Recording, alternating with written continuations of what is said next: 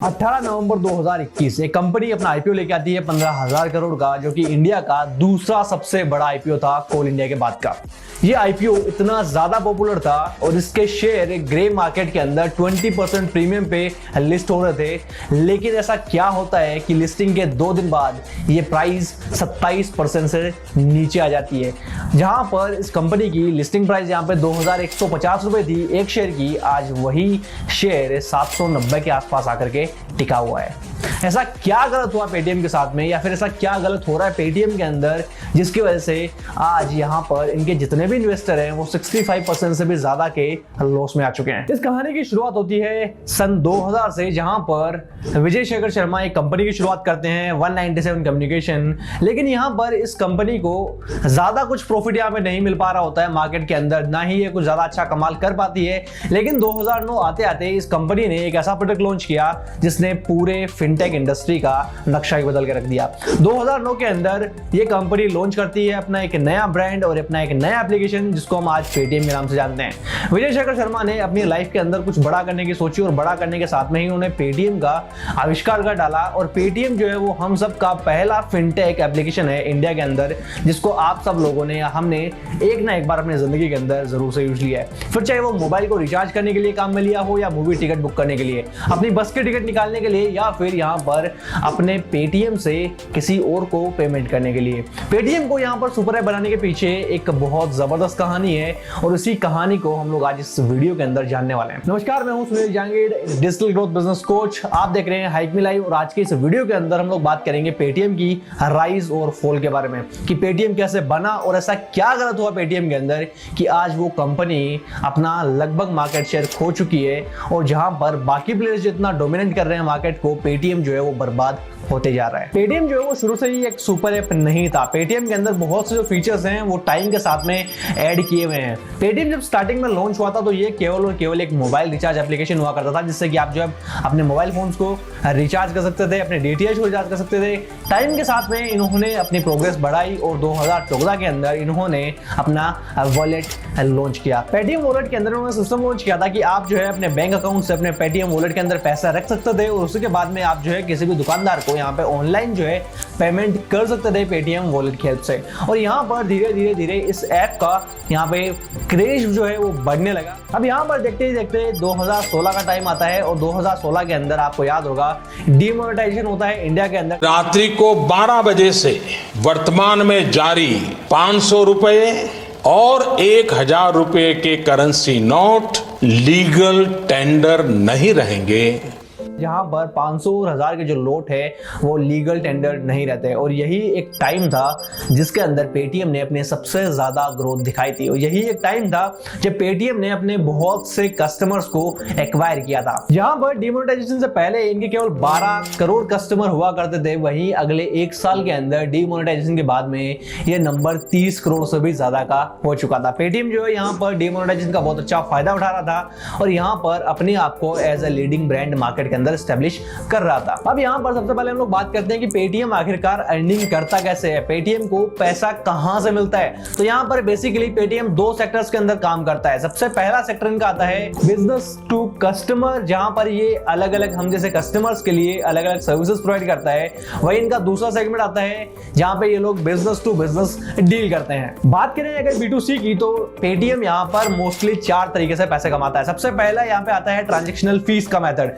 Paytm जब भी हम लोग रिचार्ज करते हैं, मूवी टिकट बुक करते हैं, तो हमसे यहाँ पे एक ट्रांजैक्शनल फीस लेता है और ट्रांजैक्शनल फीस से ही ये जो अपना पहला जो रेवेन्यू है वो यहाँ पर बनाता है। दूसरा तरीका यहाँ पे आता है हमें लोन दे करके। पेटीएम जो है हमें लोन देता है और लोन से पैसे कमाता है। आपने देखा होगा कि पेटीएम जो है हमें यहाँ पे एक पोस्टपेड की स्कीम देता है, जिसके अंदर हम लोग महीने के एक पेटीएम पोस्टपेड से अपने बिल्स वगैरह जो है वो पे आउट कर सकते हैं और उसके बाद में जब भी हम लोग उसका बिल पे करते हैं तो उस पर हमें थोड़ा बहुत इंटरेस्ट यहाँ पे देना पड़ता है। और उसी के साथ साथ यहाँ पे पेटीएम पेमेंट्स बैंक से भी जो है पेटीएम अपना पैसा कमाता है। फिर आता है इनका तीसरा तरीका जहां पर ये लोग काम में लेते हैं यहाँ पर एडवर्टाइजमेंट को, यानी कि यहाँ पर बहुत से ब्रांड्स ऐसे हैं जो पेटीएम के ऊपर अपने एडवर्टाइजमेंट्स करते हैं और उन्हीं एडवर्टाइजमेंट से पेटीएम को यहाँ पे रेवेन्यू मिलता है। फिर आता है इनका चौथा तरीका जहां पर ये लोग अपने ही ऐप के अंदर कुछ अदर एक्टिविटीज या फिर मैं बोलता हूँ अदर प्रोडक्ट्स आपको यहाँ पे देते हैं, जैसे कि आपको यहाँ पर मिल गया इनका डिजिटल गोल्ड का सिस्टम, यहाँ पे पेटीएम फर्स्ट गेम का सिस्टम, इनसे भी ये जो अपना रेवेन्यू निकालते हैं। अब अगर हम लोग बात करें B2B की, तो तो B2B के अंदर ये मेनली 3 तरीके से पैसे कमाते हैं। सबसे पहला आता है इनका तरीका पेटीएम मॉल का, जहां पर पेटीएम मॉल के अंदर ये अपने ई-कॉमर्स स्टोर के थ्रू पैसा कमाते हैं। फिर आता है इनका दूसरा तरीका, जहां पे ये लोग पेमेंट गेटवे की सर्विसेज देते हैं, यानी कि पेटीएम का एक पेमेंट गेटवे है जो कि रेजर पे या इंस्टामोजो की तरह काम करता है, और जहां पर ट्रांजेक्शन के ऊपर जो भी यहाँ पे बिजनेस ओनर है या फिर मर्चेंट है उनसे यहाँ पे कुछ ट्रांजेक्शन फीस जो है वो चार्ज की जाती है। फिर आता है हमारे पास में तीसरा तरीका जिसे पेटीएम कमाता है, वो आता है क्रॉस सेलिंग का, यानी कि जब भी आप पेटीएम को ओपन करोगे तो आपको यहाँ पे बहुत सी पॉलिसीज के, क्रेडिट कार्ड्स के, लोन्स के यहाँ पे आपको जो है ऑफर्स देखने को मिल जाएंगे, और इसी क्रॉस सेलिंग के तरीके से यहाँ पे पेटीएम जो है अपना रेवेन्यू जनरेट करता है। अब टोटल यहाँ पे 7 तरीके निकल के आते हैं जिससे पेटीएम अपना रेवेन्यू करता है। बट यहाँ पर इतने सारे तरीके होने के बावजूद भी आज ये जो कंपनी है वो लॉसेस में चल रही है, और आज से ही नहीं, जब से कंपनी शुरू हुई है तब से लेके आज तक इन्होंने अपनी प्रॉफिट की शक्ल तक नहीं देखी है। और यहाँ पर इनकी जो रेवेन्यू है वो रेवेन्यू और लॉस का अगर मैं कंपैरिजन आपको करके बताऊं तो यहाँ पर आप उसको जान करके बहुत ज्यादा शॉक होने वाले हो। सबसे पहले बात करते हैं इनके रेवेन्यू की और लॉसेस की। तो यहाँ पे 2019 के अंदर इन्होंने रेवेन्यू किया था 3,580 करोड़ का, और इनका लॉस था यहाँ पे 4,230 करोड़ का। बात करें 2020 की तो यहाँ पे इनका रेवेन्यू था 3,540 करोड़, यानी कि पिछले साल से इन्होंने 1% कम इन्होंने रेवेन्यू किया था, जो कि बहुत बड़ी बात नहीं है बट कंपेटिटिव है। और यहीं पर इनके जो लॉस थे वो थे 2,942 करोड़ के, यानी कि इस साल इनके जो लॉसेस हैं वो थोड़े कम हुए। बट यहाँ पर इसके अगले साल जब हम बढ़ते हैं 2021 के अंदर तो यहाँ पर इनका जो रेवेन्यू है वो आता है 3,180 करोड़ का, यानी कि टोटल 10% कम रेवेन्यू हुआ था 2021 के अंदर पेटीएम का। और यहीं अगर हम लोग बात करें इनके लॉसेस की तो यहाँ पर 2021 के अंदर इन्होंने लॉस किया था 1,701 करोड़ रुपए का, यानी कि इनके लॉसेस जो हैं वो तो कम हो रहे थे बट उसके साथ साथ यहाँ पर इनकी अर्निंग जो है वो भी कम होती जा रही। फिर बात करें हम लोग 2022 की तो 2022 के अंदर इन्होंने अपना रेवेन्यू जो है वो बढ़ाया, और यहाँ पर इनका रेवेन्यू रहा 4,175 करोड़, और वहीं पर इनका लॉस रहा 2,280 करोड़ के आसपास का। और वहीं बात करें हम लोग 2023 इनकी लेटेस्ट रिपोर्ट की तो उसके अंदर इन्होंने मेंशन किया है कि इन्होंने यहाँ पे रेवेन्यू किया है 6,427 करोड़ का, और यहाँ पे इनके लॉसेस रहे हैं 1,792 करोड़ के आसपास। यहाँ पर प्रॉफिट तो बहुत दूर दूर की बात है, यहाँ पर इनके जो लॉसेस हैं वही यहाँ पे दिन ब दिन बढ़ते चले जा रहे हैं। लॉसेस को भी ये ज्यादा कंट्रोल यहाँ पे नहीं कर पा रहे हैं। और यहाँ पर इन्होंने एक डिस्क्लेमर भी दिया था अपने आईपीओ के अंदर कि आप आईपीओ के अंदर अगर पैसा लगा रहे हैं तो अगले 5 से 10 साल के लिए इस कंपनी से प्रॉफिट की कोई भी उम्मीद मत रखना, क्योंकि हम लोग जो है सबसे पहला फोकस करेंगे वो करेंगे नए कस्टमर को एक्वायर करने के लिए। अब यहाँ पर ये तो हमने जान लिया कि इनका जो रेवेन्यू है वो रेवेन्यू कहाँ से आता है और कितना आता है, और साथ साथ इनके लॉसेस जो कितने हैं। अब हम लोग बात कर लेते हैं कि जो कैश बर्न ये लोग कर रहे हैं वो कैश बर्न यहाँ पे कैसे करते हैं। कैश बर्न के लिए इनके पास में 2 मोटे रीजंस हैं। सबसे पहला आता है इनका टेक इंफ्रास्ट्रक्चर जिसके अंदर बहुत ज्यादा पैसा लगते हैं, और दूसरा यहाँ पे इनका आता है कस्टमर को एक्वायर करने की कॉस्ट। यहाँ पर कस्टमर को एक्वायर करने की कॉस्ट इनको यहाँ पे अप्रोक्सीमेट 300 से 450 रुपए की आती है पर कस्टमर, यानी कि यहाँ पे कैश बर्न भी बहुत ज्यादा करते हैं एक कस्टमर के पीछे। बट ऐसा क्या हुआ इस कंपनी के साथ में कि कंपनी ने अपने कस्टमर्स को ऑफर देना बंद कर दिया, अपने मार्केटिंग एक्सपेंसेस को कट कर दिया, बट उसके बाद में भी यहाँ पर ये प्रॉफिटेबल नहीं हो पा रही और कंपनी जो है वो बर्बाद होती नजर आ रही है। 3 रीजन आपको देखने को मिलने वाले हैं हमें। सबसे पहला जो रीजन है वो आता है हमारे पास में कि पेटीएम ने यहाँ पे किसी भी एक पर्टिकुलर मार्केट के अंदर खुद को डोमिनेट नहीं किया। पेटीएम ने यहाँ पे अलग अलग सर्विसेज के अंदर अपने पैर जमाए और सीधा कंपटीशन बढ़ाया। पेटीएम ने पेटीएम मॉल के थ्रू यहाँ पे सबसे पहले अमेजन और फ्लिपकार्ट से यहाँ पे कंपटीशन लिया, जहाँ पे इन्होंने कैश बर्न किया। फिर यहाँ पे इन्होंने पेटीएम यूपीआई के थ्रू इन्होंने गूगल पे और फोन पे से यहाँ पे कंपटीशन लिया, और उसके बाद में यहाँ पर पेमेंट गेटवे सर्विसेज के थ्रू इन्होंने रेजर पे और इंस्टामोजो जैसी कंपनी से यहाँ पे कंपटीशन बढ़ा लिया। और इन्हीं कंपटीशन बढ़ाने के चक्कर में इन्होंने बहुत ज्यादा हैवी लॉसेस किए, बहुत ज्यादा कैश बर्न किया, जिसकी वजह से कंपनी जो है बहुत हैवी लॉस फेस करके प्रॉफिट की शक्ल ना देख पाई। अपने आपको सुपर ऐप बनाने के लिए इतना पागल हो गए कि एक ही ऐप के अंदर उन्होंने इतना सब कुछ सर्विसेज भर दिया कि जिसकी वजह से ना तो ये किसी एक पर्टिकुलर फील्ड के अंदर डोमिनेट हो पाए और ना ही अपने बाकी की जितनी ओवरऑल सर्विसेज हैं उनको सारों को एक साथ में अच्छे से चला पाए। अगर मैं बात करूं यहाँ पर पेटीएम की तो पेटीएम के अंदर मोस्टली जो शेयर है वो आता है अलीबाबा ग्रुप से, और 2016 के आसपास जो अलीबाबा के यहाँ पे शेयरिंग था पेटीएम के अंदर वो था 37% के आसपास। और चाइना के अंदर एक एप्लीकेशन चलता है वीचैट जो एक सुपर ऐप है, और यहाँ पर विजय शेखर शर्मा ने भी अलीबाबा के जो फाउंडर है जैक मा उनकी बात मान करके इस ऐप को सुपर ऐप बनाने में लग गए और यहाँ पर इस ऐप को इतना क्लटर्ड कर दिया, इतना ज्यादा यहाँ पे सर्विसेज से भर दिया कि आपको यहाँ पे समझ ही नहीं आता कि आप पेटीएम को किस चीज के लिए यूज करें।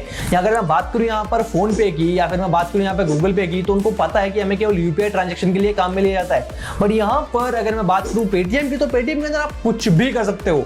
पेटीएम के अंदर आप मूवीज टिकट बुक कर सकते हो, बस टिकट बुक कर सकते हो, ट्रेन टिकट बुक कर सकते हो, यानी कि टूरिज्म इंडस्ट्री को पूरा पकड़ लिया। होटल्स बुक कर सकते हो, फोन रिचार्ज कर सकते हो, लोन ले सकते हो, अदर लोन्स को आप भर सकते हो, साथ साथ अपने सिविल स्कोर्स को चेक कर सकते हो। उसी के साथ में पेटीएम फर्स्ट गेम के साथ में गेम खेल सकते हो। यहाँ पे आप पेटीएम मॉल से चीजें खरीद सकते हो। यहाँ पर अनलिमिटेड सर्विसेज आपको दे रखी है जिनको आप एक साथ में यूज नहीं कर पाते, क्योंकि हर कस्टमर जो है वो इतने सारे सर्विसेज यूज नहीं करता। और यही यहाँ पे पेटीएम की गलती भी निकल करके आती है, जहां पर इनको एक मार्केट के अंदर पहले डोमिनेंट होना था, बट इन्होंने डोमिनेंट होने के बजाय सारी चीजों को ऐसे ही छोड़ दिया। फिर यहाँ पे आती है इनकी दूसरी गलती, जहां पर इन्होंने यूपीआई को बहुत ज्यादा इग्नोर किया। 2016 के अंदर जब पेटीएम इकलौता प्लेयर था मार्केट के अंदर डिजिटल पेमेंट्स के अंदर, और यहाँ पर पेटीएम जो है वॉलेट से ट्रांजेक्शन करने के लिए सर्विसेज दे रहा था, और वहीं पर पेटीएम के अंदर एक और यहाँ पे फीस लगती थी। जब आप अपना पैसा वॉलेट से बैंक के अंदर ट्रांसफर करते थे तो यहाँ पे एक ट्रांजेक्शन फीस जो है पेटीएम आपसे चार्ज करता था, जिससे कि पेटीएम ने सोचा था कि हम लोग यहाँ से पैसे कमा के निकलेंगे। बट यहाँ पर एक ऐसा स्टेप उठाती है गवर्नमेंट ऑफ इंडिया जिससे कि पेटीएम की ये मोनोपोली भी खत्म हो जाती है। पेटीएम के सामने यहाँ पे लॉन्च होता है भीम एप्लीकेशन और यूपीआई, जिससे कि अब हमें जो किसी भी वॉलेट के अंदर पैसे डालने की जरूरत नहीं है, हम डायरेक्टली अपने बैंक अकाउंट से किसी और के बैंक अकाउंट के अंदर पैसे ट्रांसफर कर सकते हैं। और इसी चीज को पेटीएम ने शुरू के अंदर इग्नोर किया। पेटीएम के पास में एडवांटेज लेने का बहुत अच्छा मौका था, जिससे कि वो यूपीआई को एक्सेप्ट करके अपने प्लेटफॉर्म के थ्रू अपने यूपीआई पेमेंट्स को और ज्यादा बढ़ा सकता था, कस्टमर्स को एंगेज करके रख सकता था। बट यहाँ पर पेटीएम ने क्या सोचा कि हम लोग यहाँ पे अपने वॉलेट के थ्रू ही आगे बढ़ेंगे और यहीं से पैसा कमाएंगे, क्योंकि यूपीआई तो फ्री है। बट उसके बाद में यहाँ पे नए नए जो मार्केट के प्लेयर्स हैं उनकी यहाँ पे एंट्री होती है, जहाँ पे फोन पे आता है, और फोन पे यहाँ पर आते ही अपने मार्केट का 47% जो मार्केट शेयर है वो लेकर के चला जाता है। फिर आता है मार्केट के अंदर दूसरा प्लेयर जो आता है गूगल पे, और ये भी यहाँ पर अप्रोक्सीमेट 38% का मार्केट शेयर जो है वो कैप्चर कर लेता है। और यहाँ पर फोन पे और गूगल पे ने मिल करके 85% का मार्केट शेयर जो है वो यहाँ पे कैप्चर कर लिया था, और पेटीएम के पास में केवल 11% का मार्केट शेयर अब बचा था। पेटीएम को अपनी गलती बहुत लेट रियलाइज हुई, तब तक के लिए बाकी जो अदर प्लेयर्स थे वो डोमिनेट हो चुके थे मार्केट के अंदर, और यहाँ पर इसी गलती की वजह से पेटीएम जो है वो बहुत ज्यादा पिछड़ गया। लोगों ने बाकी अदर एप्स को चुनना शुरू कर दिया, बाकी अदर एप्स के ऊपर यहाँ पे जाना शुरू कर दिया। अब यहाँ पर इन दो गलतियों के बाद में पेटीएम के पास में एक अपना हुक्म का इक्का था, जिसके थ्रू वो पैसे कमा रही थी, जिसके थ्रू वो और ज्यादा प्रॉफिटेबल हो सकती थी।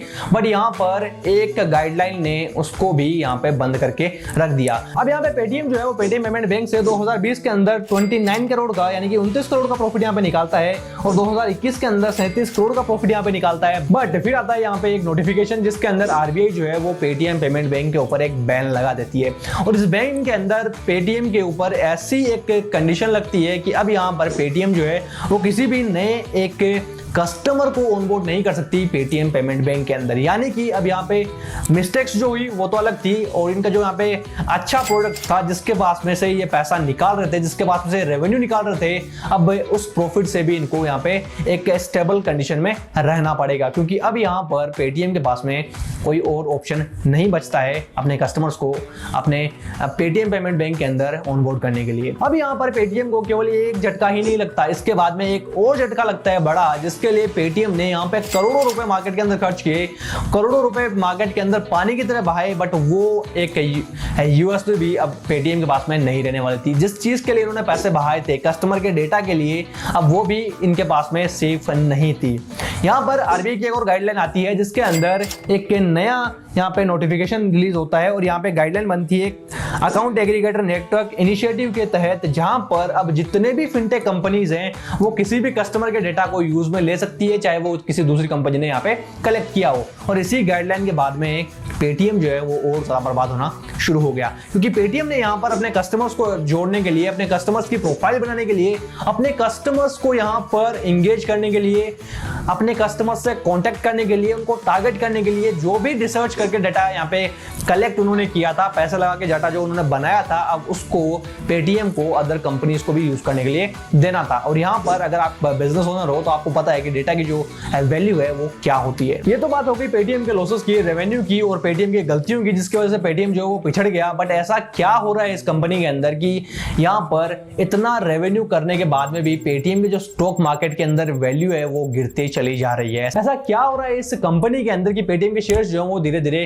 और ज्यादा गिरते चले जा रहे हैं और अपनी प्रीमियम जहां पे इसको लिस्ट किया था, इस शेयर को जहां पे 2150 रुपए की वैल्यूएशन पे लिस्ट किया था, आज ये शेयर जो केवल और केवल 790 रुपए के आसपास यहाँ पे ट्रेड कर रहा है। तो इसके पीछे का जो सबसे जबरदस्त रीजन आता है वो रीजन आता है इसकी अनफेयर वैल्यूएशन, यानी कि ये आईपीओ जितना बड़ा लाया गया था मार्केट के अंदर, एक्चुअल के अंदर इस कंपनी की इतनी वैल्यूएशन नहीं होनी चाहिए थी। मार्केट के अंदर इतनी इसकी जो हाइक है वो नहीं होनी चाहिए थी। अब बताता हूं कैसे। जब भी कोई कंपनी अपना अनजस्टिफाइड वैल्यूएशन के ऊपर आईपीओ लेके आती है तो यहां पर कंपनीज के जितनी भी अदर मार्केटिंग जो स्ट्रेटेजीज होती है, जो पीआर स्ट्रेटेजी होती है, उनके थ्रू अपनी एक हाइप बनाने की कोशिश करती है। और पेटीएम का जब आईपीओ आया था तब ऐसी ही एक हाइप बनी थी।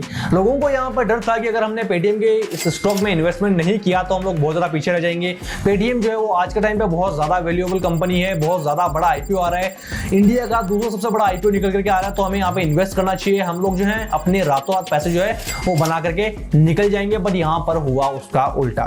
पेटीएम जब हेवी लॉसेस फेस कर रही थी तो इन्वेस्टर्स का यहाँ पे दबाव था कंपनी के ऊपर कि आपको यहाँ पर जो भी पैसे इन्वेस्टर्स ने इनको दिए हैं उसका इनको रिटर्न अब जल्दी से जल्दी चाहिए। और इनका रिटर्न लाने का जो तरीका था वो था आईपीओ लॉन्च करके। यहाँ पर जब कंपनी आईपीओ लेके आती है तो आईपीओ लेके आती है 1.3 लाख करोड़ का, और यहाँ पर इनका जो रेवेन्यू था वो रेवेन्यू उस टाइम पे केवल और केवल 3300 करोड़ का ही था, यानी कि अपने रेवेन्यू से बहुत ज्यादा बड़ा आईपीओ यहाँ पे कंपनी जो है वो लेके आ रही है। अब यहाँ पे हम लोग बात करें कंपनी के अंदर, तो इसकी जब हम लोग शेयर्स की बात करते हैं, कंपनी के अंदर स्टॉक मार्केट की बात करते हैं, तो यहाँ पे हम लोग देखते हैं सबसे पहले प्राइस टू अर्निंग रेशियो, यानी कि ये कितना प्राइस शेयर का है, कितना यहाँ पे अर्निंग कंपनी को हो रही है। और उस हिसाब से अगर हम लोग यहाँ पे देखते हैं तो प्राइस टू अर्निंग रेशियो जो है वो इस लॉस मेकिंग कंपनी की हम लोग नहीं निकाल सकते। तो यहाँ पर हम लोग क्या चेक करते हैं, हम लोग चेक करते हैं प्राइस टू सेल्स रेशियो। और प्राइस टू सेल्स रेशियो की मैं बात करूं तो कंपनी का जो रेवेन्यू है वो रेवेन्यू यहाँ पे आता है 3300 करोड़ का, और इनकी वैल्यूएशन जो थी वैल्यूएशन थी 1.3 लाख करोड़ की। तो यहाँ पर इनका जो प्राइस टू सेल्स रेशियो है वो यहाँ पे निकल के आता है 35 का,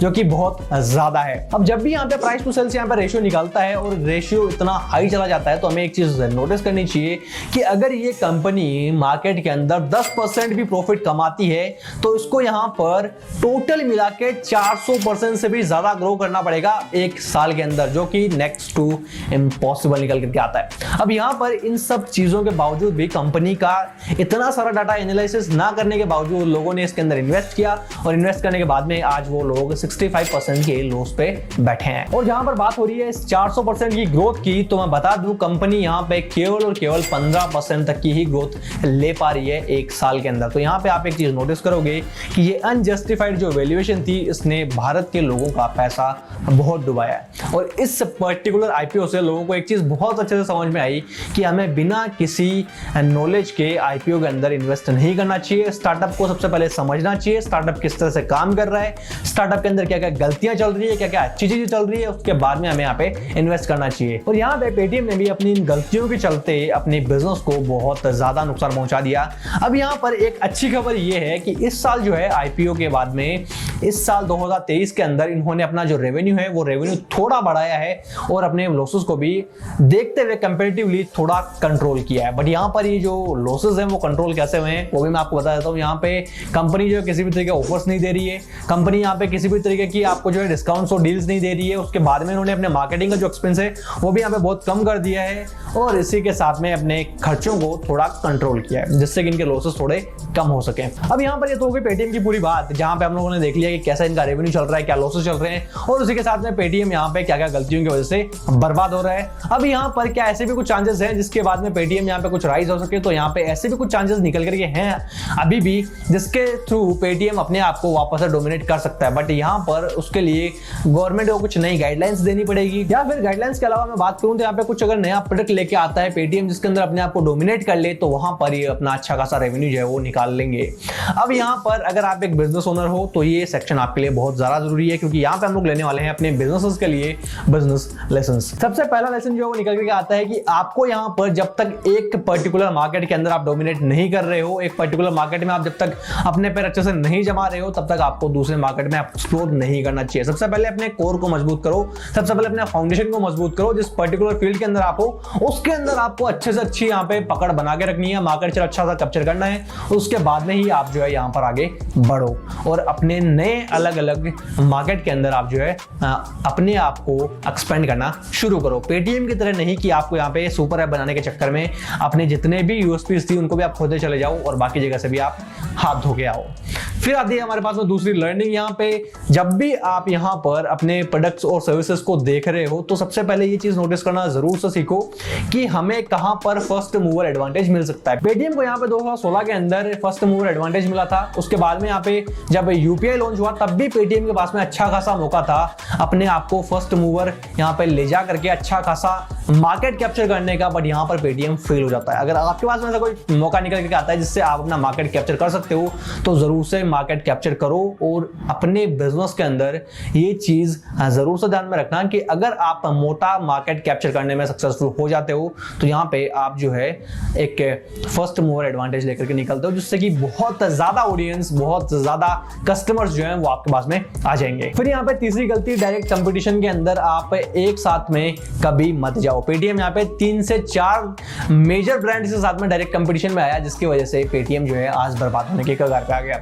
इसलिए अपने बिजनेस के अंदर अगर आपको कंपीट करना है तो स्टेप बाय स्टेप कंपीट करके जाओ। पहले कंपटीशन को खत्म करो, उसके बाद में दूसरा कंपटीशन लेके आओ। एक साथ ज्यादा कंपटीशन लेके आओगे तो आप भी मार्केट के अंदर सर्वाइव नहीं कर पाओगे। तो पेटीएम की इन गलतियों से आप सीख करके अपने बिजनेस को और ज्यादा ग्रो करवा सकते हो। और अगर आपको यहाँ पर चाहिए बिजनेस की डिजिटल ग्रोथ तो हाइकमी लाइव आपकी यहाँ पे जरूर से हेल्प कर सकता है। हाइकमी लाइव आपको यहाँ पे प्रोवाइड करता है डिजिटल सॉल्यूशंस, जिसके थ्रू आप अपने बिजनेस को ऑनलाइन ले जा सकते हो और ऑनलाइन ले जाने के साथ में अपने ऑनलाइन मार्केट में भी अच्छा खासा मार्केट शेयर कैप्चर कर सकते हो।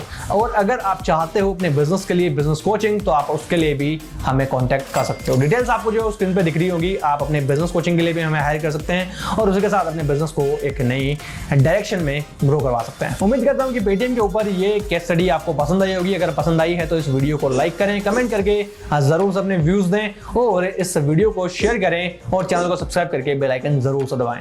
और अगर आप जानना चाहते हो कि यहाँ पर MBA चाय वाला ने कैसे लोगों के साथ में उनको झूठी सेल्स का वादा करके अपनी फ्रेंचाइजीज बेची और आज उनकी फ्रेंचाइजीज लॉस में है, तो आप यहाँ पर रिकमेंडेशन वीडियो जरूर से देखें। और उसी के साथ साथ हम मिलेंगे आपसे एक नई वीडियो के अंदर एक नई लर्निंग के साथ में। तब तक all the best, keep learning, keep smiling. Thank you.